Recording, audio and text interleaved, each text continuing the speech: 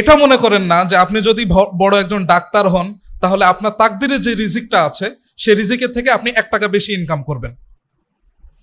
আর আপনি এটাও মনে করেন না যে আপনি যদি মসজিদের ইমাম হন তাহলে আপনার তাকদিরে যে রিজিক আছে সেই রিজিকের 1 টাকা কম আপনি ইনকাম করবেন। এটা কখনো হবে না, এটা আল্লাহ তাআলার পক্ষ থেকে নির্ধারিত। আচ্ছা, আরেকটু সহজ করে আমি বোঝাই।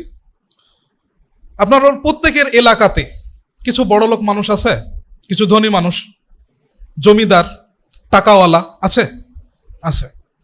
তো আপনি নিজের এলাকাতে যাবেন, এরপরে যদি এলাকা ছোট হয় তাহলে 10 জনের নাম লিস্ট করবেন যাদের টাকা সবচাইতে বেশি।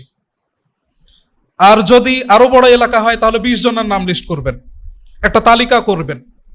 এরপরে 2টা ভাগ করবেন যে এদের ভিতরে কারা গ্রাজুয়েটেড, কারা শিক্ষিত আর কারা অশিক্ষিত।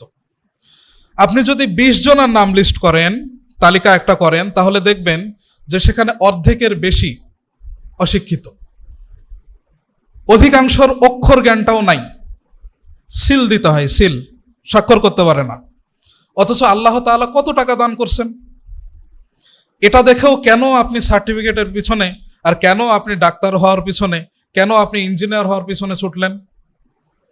এটাকেই তো আল্লাহ তাআলা বলছেন, ইয়া আইয়ুহাল ইনসানু মা গাররাকা বিরব্বিকাল কারীম। হে মানুষ, তোমাদেরকে কোন বিষয় ভুলিয়ে রাখলো রব থেকে? কোন বিষয় ভুলিয়ে রাখলো? সারা জীবন ছুটলেন, কিছুই পাবেন না। এটাই হলো নিয়ম। তো প্রথমে আমাদের রিজিকের ভয় আমাদের মাথায় ঢুকে যায়, এজন্য আমরা সিদ্ধান্ত পরিবর্তন করে ফেলি যে না, আমাকে আলেম হলে চলবে না, আমাকে ডাক্তার হতে হবে, আমাকে এমন একটা পেশায় যেতে হবে যেই পেশাতে অনেক টাকা ইনকাম হয়।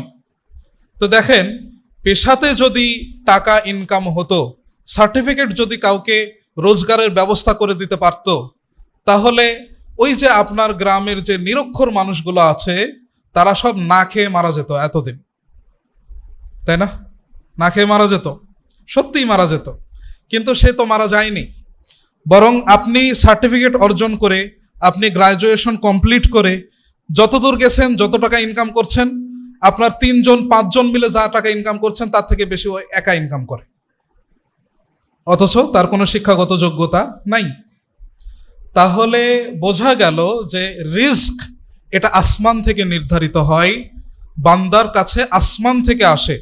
মানুষ দুনিয়াতে নিজের শক্তি দিয়ে রিস্ক অর্জন করতে পারে না।